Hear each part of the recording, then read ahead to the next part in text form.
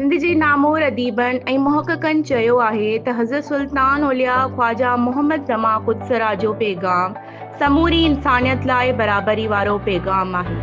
अॼोकी कॉन्फ्रेंस पिणु इंसानी रवादारी, इंसानी बराबरी, इंसानी हमदर्दी जो इज़हार आहे। अहिड़ो इज़हार हिन निशाद गर्ल्स विंग जमायत लवाई शरीफ़ मरकज़ पारां दरगाह आलिया लवाई शरीफ़ जे बानी हज़रत सुल्तान औलिया ख्वाजा मोहम्मद ज़मा कुदसरा जिन जो फ़िक्री पैगाम जे उनवान हेठि कराची में करायल अदबी कॉन्फ्रेंस में कयो। मोहम्मद इब्राहिम जोयो ऑडिटोरियम हॉल में रखियल हिन कॉन्फ्रेंस जो महिमान ख़ासि general manager Pir of Lawari Sharif professor Manzoor diary हुयो। कॉन्फ्रेंस में सिंध जे नाले वारनि अदीबनि, लेखकनि, मुहक़क़नि ऐं शाइरनि डॉक्टर शेर मेरानी, अब्दुल फताह लांगा, फिदा मोहम्मद जुणेजो, रहमतुल्लाह पीरज़ादो, सीमा पीरज़ादो, साजिद मसण, इरफान गुल डायरी ऐं ॿियनि हज़रत सुल्तान औलिया ख्वाजा मोहम्मद ज़मा कुदसरा जे फ़िक्र ते रोशनी विधी। डॉक्टर शेर मेरानी चयो त शाइरनि जी फ़िक्र ताईं पहुचणु ॾुखियो आहे।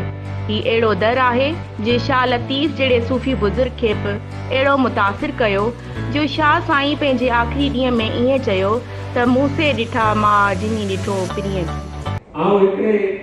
नंढड़े अदीब ऐं शाइर जी हैसियत सां इंसानी मज़हबी तारीख़ जे हिन तसव्वुफ़ वारे सुवाल में पंहिंजो अलॻि ऐं बारीक नुक़्तो हिते पेश करणु चाहियां थो त जीअं पाण सूफ़ीअ जे वस्फ़ खे सम्झी सघूं या वेझो वञी सघूं। हिन वधीक चयो त अहिड़ा सेमिनार हर साल थियणु घुरिजनि। अब्दुल फताह लांगा चयो त हज़रत सुल्तान औलिया ख्वाजा मोहम्मद ज़मा कुदसरा जिन फरमायो त हेतिरा सारा आलिम फाज़िल थी गुज़रिया आहिनि जिन तफ़सीरनि जूं तफ़सीरूं लिखियूं आहिनि पर हक़ ताला जी वहदानियत खे परोड़े न सघिया आहिनि। सुल्तान औलिया ख्वाजा मोहम्मद ज़मा कुदसरा अपने हकीमाना अंदाज में फरमाते हैं कि जो आरिफ अल्लाह के दोस्त इस दुनिया को खुदा के लिए छोड़ देते हैं, दरअसल यही लोग कामयाब होते हैं।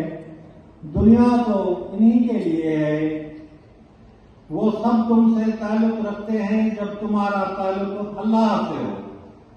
तुम सारे तुम्हारे से ताल्लुक रखेंगे लेकिन शर्त यह है कि तुम्हारा ताल्लुक अल्लाह से हो। फिदा मोहम्मद जुणेजी चयो त हज़रत सुल्तान औलिया ख्वाजा मोहम्मद ज़मा कुदसरा जिन जो पैगाम इंसानियत यानी इस्लाम जो हक़ीक़ी पैगाम आहे।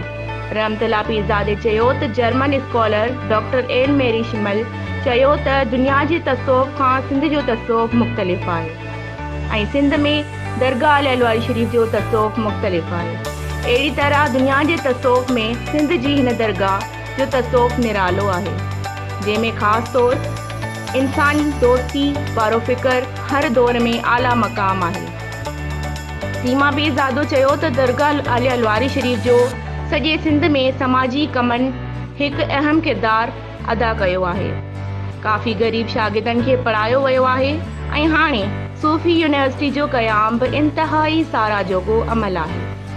साजिद मसण चयो त फ़िक्रे लवारिया दुनिया जे ॿियनि फ़लसफ़नि ऐं फ़िक्रनि खां मुख़्तलिफ़ ऐं मुनफ़रद आहे जंहिंमें इंसानियत सां मोहबत, इज़त ऐं अज़मत जी ॻाल्हि थियल आहे। दरगाह आलिया लवाई शरीफ़ जे बुज़ुर्गनि सदाईं अमन, ईमान ऐं सिरातुल मुस्तक़ीम जो दर्स ॾिनो आहे।